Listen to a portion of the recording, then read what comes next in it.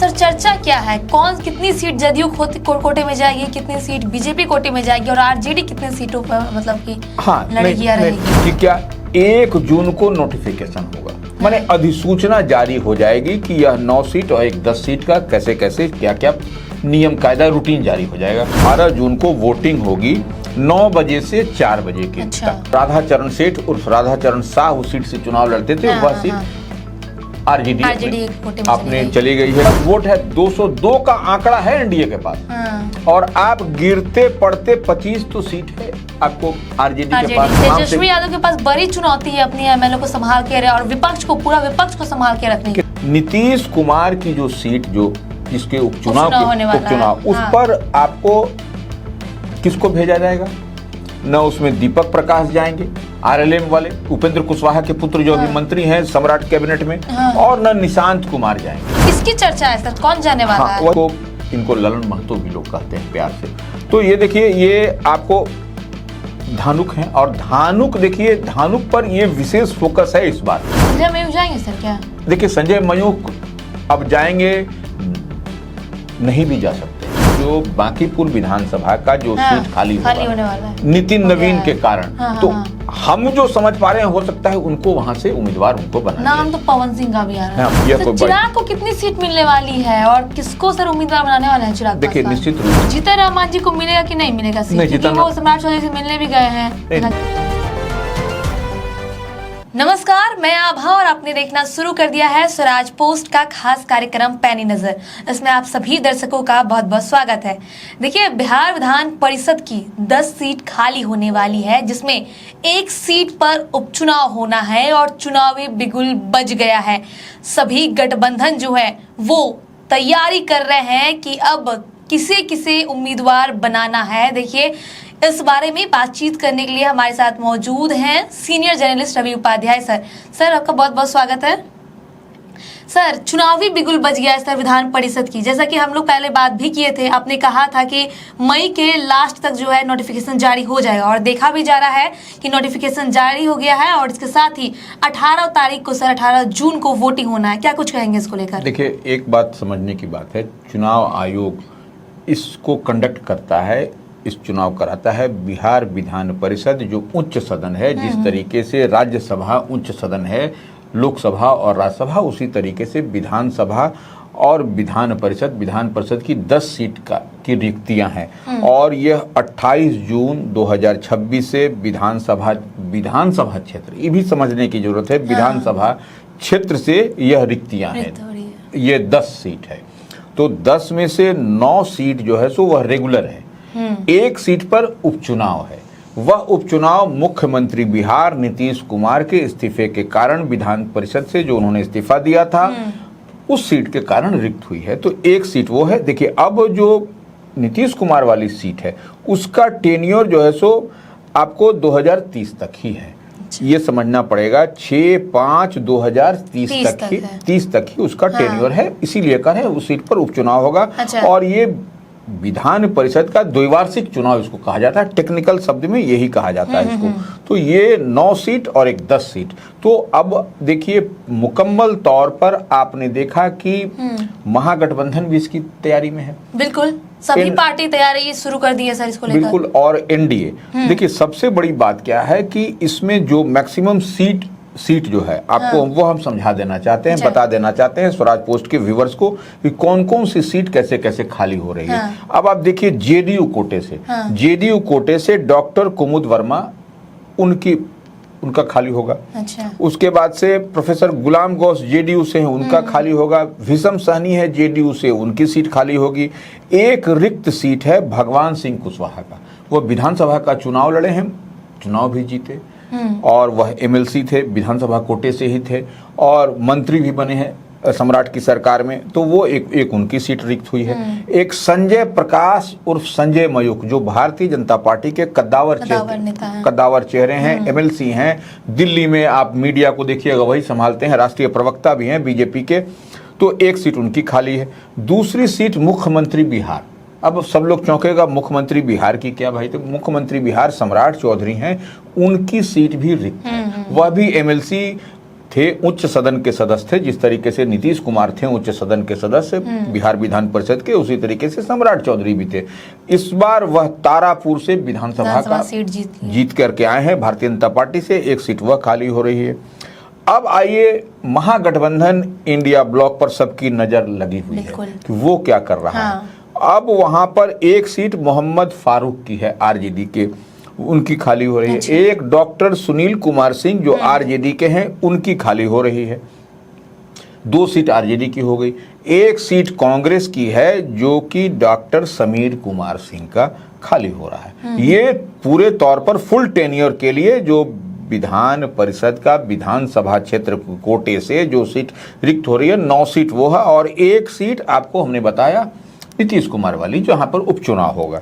अब सर चर्चा क्या है, कौन कितनी सीट जदयू कोटे में जाएगी, कितनी सीट बीजेपी कोटे में जाएगी, और आरजेडी कितने सीटों पर मतलब कि लड़ेगी या रहेगी? ठीक है, अब देखिए, अब 9 सीट तो मुकम्मल तौर पर है कि 9 सीट है, 9 सीट पर चुनाव है, 1 सीट पर उपचुनाव है। 8 सीट जो है सो एनडीए गठबंधन में जाने की बात दिखाई पड़ रही है। अच्छा। 1 सीट आपको महागठबंधन कह लीजिए, राष्ट्रीय जनता दल कह लीजिए, उसके खाते में है, क्योंकि 9 सीट का ये समीकरण है। और 1 सीट जो उपचुनाव होगा उसका हम बाद में बताएंगे, लेकिन 9 सीट की बात हम इतना कर लेते हैं, ये है।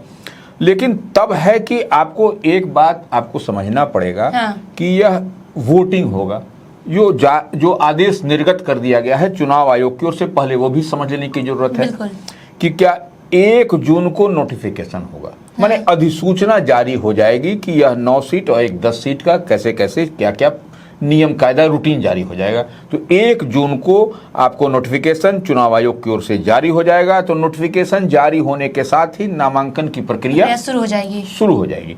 तो ये नॉमिनेशन शुरू हो जाएगा 1 जून से, और यह लास्ट डेट ऑफ नॉमिनेशन होगा 8 जून 2026 तक।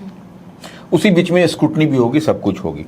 अब देखिए, नाम वापस लेने की अंतिम तिथि होगी 11 जून। 11 जून आप नाम, अपना कैंडिडेचर, अपना उम्मीदवारी वापस ले सकते हैं, कर सकते हैं, ये हो गया। और 18 जून को वोटिंग होगी, माने 18 जून को वोटिंग होगी 9 बजे से 4 बजे के तक। और उसी दिन आपको 5 बजे के बाद से काउंटिंग शुरू होगी, और उसी दिन परिणाम भी आपको आ जाएगा। और चुनाव आयोग की ओर से कहा गया है कि 20 जून तक चुनाव की प्रक्रिया को पूरी कर लेनी है। अच्छा, ये है, क्योंकि यह 28 जून 2026 से यह उच्च सदन वाली सीट जो सो खाली हो रही है, तो ये 20 जून तक पूरी कर लेनी है आपको। और थोड़ा सा और समझने के लिए हम स्वराज पोस्ट के दर्शकों को बता दें कि आपने देखा कि भोजपुर बक्सर जो स्थानीय प्राधिकार का सीट का जो चुनाव हुआ, बैलेट से चुनाव हुआ, वह जेडीयू की सिटिंग सीट थी। आपको राधा चरण सेठ उर्फ राधा चरण शाह उस सीट से चुनाव लड़ते थे, वह सीट आरजेडी आपने चली गई है। कन्हैया साहब उनके पुत्र थे, वह हार गए, वह सीट पे चली गई, कब्जा जमा लिया आरजेडी ने। हाँ, जेडीयू की सीट बड़ी जीत हुई। अब देखिए, एक बात हम अब आपको और बता दें थोड़ा सा। एक सीट जो मंगल पांडे की सीट थी, उस पर भी आपने देखा कि मंगल पांडे की सीट से अरविंद शर्मा जो सुब विधान सभा कोटे की ही वो सीट थी, उससे वो हो गया, वह चले भी गए बीते दिन, उसका परिणाम भी आ गया। भूमिहार समाज से हैं अरविंद शर्मा, भारतीय जनता पार्टी से है। मंगल पांडे सिवान से इस बार जीत करके आए हैं। ये तो आपको स्पष्टता के साथ ये 2 सीट और 1 सीट सिर्फ रह गई थी आपको, ये नीतीश कुमार वाली, जो तो वो नीतीश कुमारी वाली सीट पर उपचुनाव होगा। तो ये हमने सब उम्मीदवार का नाम बता दिया, सब कुछ बता दिया। अब देखिए, तब है कि आपको एनडीए को महागठबंधन को पूरे अपने सब जितने भी एमएलए हैं सबको इंटैक्ट रखना पड़ेगा। महागठबंधन सर की विपक्ष पूरा एआईएमआईएम सब सर पूरे तरीके से इन लोगों को इंटैक्ट रखना पड़ेगा, नहीं तो जो आपको राज्यसभा के चुनाव के नतीजे दिखाई पड़े कि तमाम एनडीए जो भी एक मिलता हुआ दिखाई पड़ रहा था आरजेडी को, महागठबंधन को, इंडिया ब्लॉक को, बिहार कोटे से जो राज्यसभा की सीट की बात हम कर रहे हैं, वह भी जो है सो एनडीए के खाते में चली गई। तो ये आपको इंटैक्ट। और देखिए, जो एनडीए का जो क्राइसिस जो मैनेजमेंट ग्रुप है वह लगा हुआ है कि 1 सीट भी हम इनको न दे। हाँ, क्योंकि देखिए, उनके पास वोट है 202 का आंकड़ा है एनडीए के पास, और आप गिरते पड़ते 25 तो सीट है आपको आरजेडी के पास। वह भी एक आपको किधर दिखाई पड़ रहे हैं आरजेडी के एक एमएलए, तो आप समझ सकते हैं कि क्या होगा।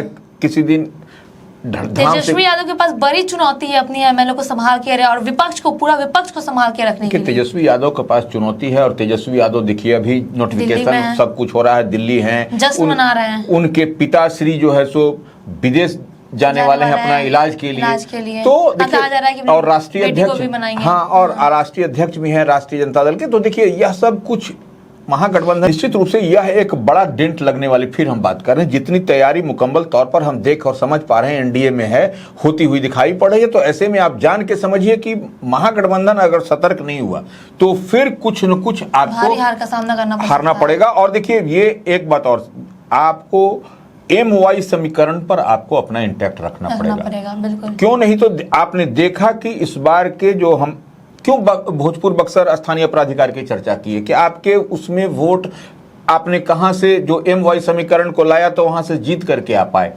तो ये देखिए कहा तो ये जा रहा है कि मोहम्मद फारूक हैं जो सिटिंग MLC हैं आरजेडी के, उनको आरजेडी फिर से दाव लगाएगी अगर यदि अपने MY कोर वोटर को नहीं इंटैक्ट रख पाई। तो फिर आपको बड़ा खेल इसमें भी आपको होता हुआ दिखाई पड़ेगा। अब आइए कैसे कैसे क्या कुछ होता हुआ दिखाई पड़ रहा है वो हम बता दें, कौन कौन उम्मीदवार बनेंगे एनडीए से, कौन महागठबंधन से, आपको यह भी हम आपको थोड़ा सा उस पर बता देते हैं। तो देखिए एक बात हम लोग जो समझ पा रहे हैं, नीतीश कुमार की जो सीट जो जिसके उपचुनाव उस पर आपको किसको भेजा जाएगा? न उसमें दीपक प्रकाश जाएंगे RLM वाले, उपेंद्र कुशवाहा के पुत्र जो अभी मंत्री हैं सम्राट कैबिनेट में, और न निशांत कुमार जाएंगे। अच्छा, निशांत भी नहीं जाएंगे? निशांत कुमार भी नहीं जाएंगे। तो किसकी चर्चा है सर, कौन जाने वाला है? वही हम बता रहे हैं। देखिए नीतीश कुमार वाली सीट से ललन प्रसाद जो जाति से धानुक हैं और जो शेखपुरा के रहने वाले हैं, और ये जो है सो इनका, और ये जेडीयू के पुराने कार्यकर्ता रहे हैं, इनको ललन महतो भी लोग कहते हैं प्यार से। तो ये देखिए ये आपको धानुक हैं, और धानुक देखिए धानुक पर ये विशेष फोकस है इस बार, क्योंकि नीतीश कुमार का जो कोर वोटर है धानुक, कुर्मी, कुशवाहा, ये उस पर इस बार सम्राट की सरकार भी, मुख्यमंत्री सम्राट चौधरी भी सब लगे हुए हैं। और धानुक से क्यों है? क्योंकि धानुक से देखिए सम्राट चौधरी कैबिनेट में 2 मिनिस्टर हैं, एक दामोदर रावत हैं और एक शीला मंडल है। 2 आपको स्पष्टता के साथ धानुक समाज से दिखाई पड़े। और ये जो हम बात कर रहे हैं ललन प्रसाद की, जाति से धानुक है। और क्यों हम कह रहे हैं कि यही उम्मीदवार होंगे, इसलिए बोल रहे हैं कि ये देखिए आपको याद होगा बिहार विधान परिषद की कमेटी ने जो आचार समिति जो होती है विधानसभा का, वह जो है विधान परिषद की, उसने सदन के दरमियान ही वह सुनील सिंह जो आरजेडी के MLC हैं उन पर कार्रवाई की बात की थी और उनकी सदस्यता भी रद्द हो गई थी। इसके खिलाफ वह सुप्रीम कोर्ट तक लड़ाई लड़े और जीते वो। तो ऐसे में उस दरमियान यही ललन प्रसाद का नॉमिनेशन हो गया था, लेकिन चुनाव जो सुप्रीम कोर्ट का जो आदेश जो निर्देश हुआ उसके बाद से कोई नोटिफिकेशन नहीं निकला। तो ये एक यहाँ पर ये इस बात को डॉट से डॉट इसको डिकोड करने की जरूरत है, इसको समझने की जरूरत है कि ललन प्रसाद को हमने क्यों कहा कि ये जाएंगे। ये देखने वाली बात है, ये जेडीयू से इनकी बात आपको स्पष्टता के साथ दिखाई पड़ रही है। तो ये जो आदमी उतना सेक्रीफाइस किया वो किया, तो ऐसे में इनको भेजने की बात ये दिखाई पड़ रही है। अब देखिए हम लोग जो नीतीश कुमार के पुत्र की बात कर रहे हैं, जो निशांत कुमार की बात कर रहे हैं, तो वो 6 साल वाले कार्यकाल में जाएंगे। अब एक देखिए एक और नाम है, बड़ा नाम और चौंकाने वाला नाम है, यह नाम है राजीव कुमार सिंह। राजीव कुमार सिंह, राजीव रंजन, ये कुशवाहा समाज से हैं। ये कुशवाहा समाज से हैं और जेडीयू के सिटिंग MLA हुआ करते थे, तारापुर से हुआ करते थे। तारापुर इस बार यह जो एनडीए फोल्ड में आपको भारतीय जनता पार्टी के बड़े और कद्दावर चेहरे मुख्यमंत्री बिहार जो भी हैं सम्राट चौधरी वहां से चुनाव लड़े, तो ऐसे में वह सीट इनको फॉरगो करना पड़ा, ठीक है, छोड़ना पड़ा। तो अब इनको कहीं ना कहीं पुरस्कार दीजिएगा ना, आपके लिए यह इन्होंने सीट छोड़ा, सिटिंग थे। और ये मेवालाल, याद करिए मेवालाल चौधरी जब थे उसका कारण यहाँ पर इस सीट का निधन के कारण उपचुनाव हुआ था, तो वो जीत के तो ये जीते थे। तो ये निश्चित रूप से आपको इनको राजीव रंजन को जो कुशवाहा जाति से हैं, इनको आपको देना पड़ेगा, एक सीट मिलेगा इनको। तो ये सीट निश्चित रूप से इनको पुरस्कार देना है, तो ये पुरस्कार इनको मिलेगा। तब है कि एक जो है सो सवर्ण समाज को भी जेडीयू से देना पड़ेगा। जेडीयू से जो दिखाई पड़ रहा है उसमें सवर्ण समाज का चेहरा नहीं दिख रहा है। तो ये अंदर खाने में मंथन चल रही है कि कौन होगा सवर्ण। तो ये जो बात है इसमें कई नाम कई चेहरे हैं, लेकिन अभी बोलना उचित नहीं है, इसलिए हम इसको अभी नहीं कह रहे हैं। अब आइए भारतीय जनता पार्टी से। बीजेपी से। भारतीय जनता पार्टी से किसका नाम होगा? भारतीय जनता पार्टी की सूची में तो कई नाम ऐसे हैं कि कई लोग अपना अपना लिस्ट बना करके केंद्रीय नेतृत्व को यहाँ से माने करवा के सब लोग भेज रहा है दिल्ली कि वहाँ से हो जाएगा।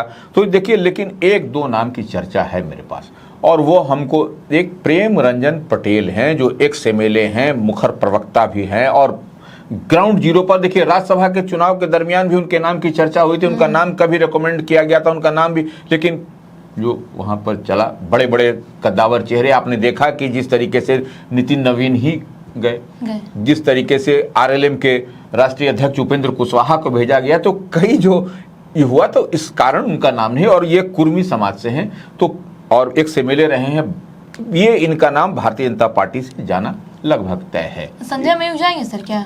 देखिए, संजय मयूख अब जाएंगे, नहीं भी जा सकते हैं, नहीं भी जा सकते अच्छा। क्यों? देखिए, बड़े चेहरे हैं, बार बार कह रहे हैं, लेकिन ये जो बांकीपुर विधानसभा का जो सीट खाली होने वाला है नितिन नवीन के कारण, तो हम जो समझ पा रहे हैं हो सकता है उनको वहां से उम्मीदवार उनको बना नाम तो पवन सिंह का भी आ रहा है। पवन सिंह का भी नाम आ रहा है, यह भी आप ठीक कह रही हैं। लेकिन अगर यदि कुछ हुआ तो वो अब देखने वाली बात है कि पवन सिंह को वहां से देखिए डिसाइड करना है यहाँ पर से नितिन नवीन को ही, क्योंकि भारतीय जनता पार्टी के राष्ट्रीय अध्यक्ष वही है, उन्हीं की छोड़ी हुई सीट है, उन्हीं की, मतलब वही डिसाइड करेंगे कौन वहां पे बन सकता है। आपकी सीट पर आप ही डिसाइड करिएगा, और वही सर्विस सर्वा है भारतीय जनता पार्टी में, तो कोई नहीं, और उन्हीं की छोड़ी हुई सीट है तो कौन उस पर इंटरफेयर करेगा। तो ये देखिए एक बात ये समझ में आ रही है, लेकिन हमको हो सकता है कि बड़ा दायित्व मिले यहाँ।